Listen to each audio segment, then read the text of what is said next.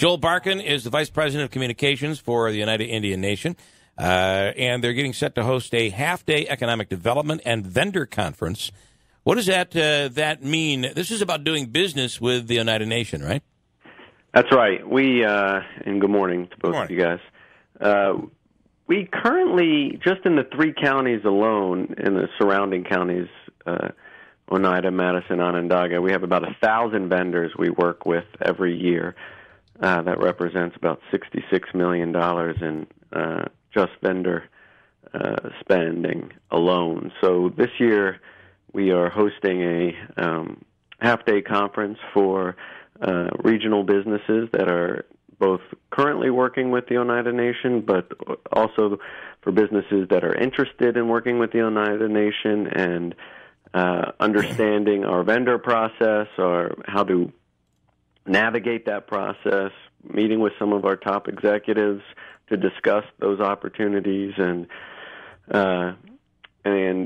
look at other ways, including, if you're interested in locating your business on nation land. I mean, one of the benefits, I think, to the nation's business model is that it is really diversified. Its businesses in the region, right? So obviously we're much bigger now than just Turning Stone Resort. We have a number of other properties and different business verticals that that the nation has expanded into over the last 2 decades. So there are a lot of opportunities, I think, for local businesses to work with the nation. So that's the focus of the conference. I think you see now. Could this include products as well? Someone has a local product, Utica coffee, or something. Because I think it shows there's a real spotlight at the tavern on local. That's right. When you eat there, you just see a lot of local products, and that's a great opportunity. It's a marketplace that didn't exist 25 years ago. That's right. I would agree. Speaking of that, you just celebrated your 25th anniversary. Pretty amazing where it started and where it is today. Absolutely, and it's really the vision of the nation leadership to see, I think Ray Halbritter and the Nation Council had a vision of what they thought it could become, and sort of stuck to that over 2 decades of investing, and I think that's why there's been a steady growth with the nation. Currently, close to 5,000 employees. One of my favorite articles to point to is an article in the New York Times from 1993, right prior to the opening of the casino, and the most optimistic predictions of what the nation and Turning Stone would do from an economic standpoint was, I think they predicted about 1,500 jobs. Wow. Yeah. So we've obviously far exceeded that. And, in a time when there's so many economic development promises that get made and don't live up to those promises, this is really a shining example of one that did. Yeah. Speaking of exceeding expectations, they did used to call it a bingo hall. That's what it was. Yeah. That's how it started. Yeah. Joel, could you take over Nano? If you guys could grab that and see what you could do with it, might not be a bad idea. To the nation's credit, one of its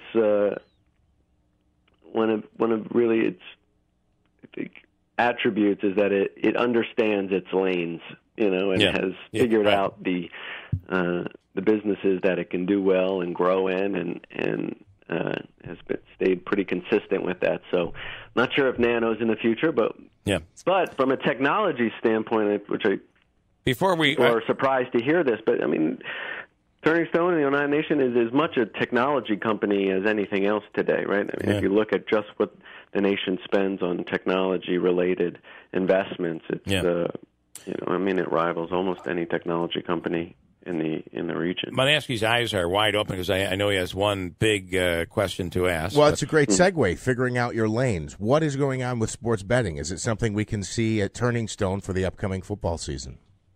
Well, we don't have an update yet on the exact timing, but I will tell you we are proceeding at a pretty quick clip and just doing the things we need to do to have it in place and be ready for people to take advantage of. So we hope to have some announcements around that very soon, and I think people are going to be very happy. You sure you don't want to just what we can offer? You sure you just don't want to break it here? And, Mr. Hallbruder won't mind, I promise. So, Joe, I love asking questions that we know we're not going to get the answer to, but we hope there's a hint. I'll give it one more try on that note. Well, if people want to show up to the September 14th vendor conference, we may have some information then. Oh, so if I could. Again, love a good hint. It's going to be at Turning Stone. Hosted, and if people are interested, you can find information on our website. That begins, by the way, it begins at 8 a.m. on September 14th. We should keep our eye on that. I was told on the sports betting front, the federal government said you're going to have to pay us a percentage, and that had kind of maybe pushed the project back, but it doesn't sound like that's the case. Yeah, I'm not familiar with that. I do want to say one more before we let you go. One more question. There was a time you guys were planning a big upper-end outlet mall. Since then, we are watching brick-and-mortar stores all over shuttered. That played a role in the delay, and is that project off the table? There's not a delay. I mean, absolutely. I think, when we announced it sort of coincided at the same time as we call this sort of Amazonification of our economy, and you saw major retailers closing, malls closing. So the nation sort of pivoted away from doing a large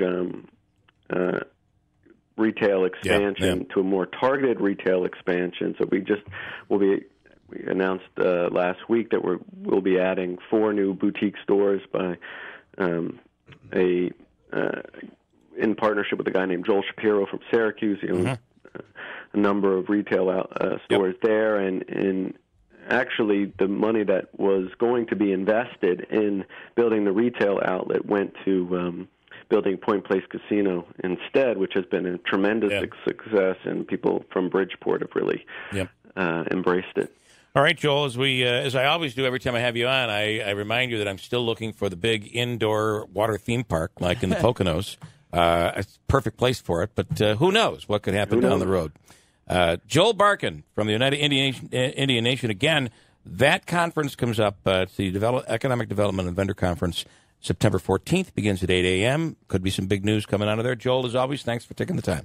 Thanks so much. Appreciate it. And big opportunity for local vendors. I mean, really. It is. And I'm going to tell you something. I know plenty of people that their business thrives on that whether it's the casino or just the property, nightlife or entertainment, whether it's nightlife, whether it is rugs, or, the mats that. I mean, it's just it's an opportunity for people to make money, and they're having this conference. So if you have something, you have a product, you have an idea, this is a great opportunity. So, and it sounds like they might be announcing something in terms of sports betting there. A little bit of a hint came out of that.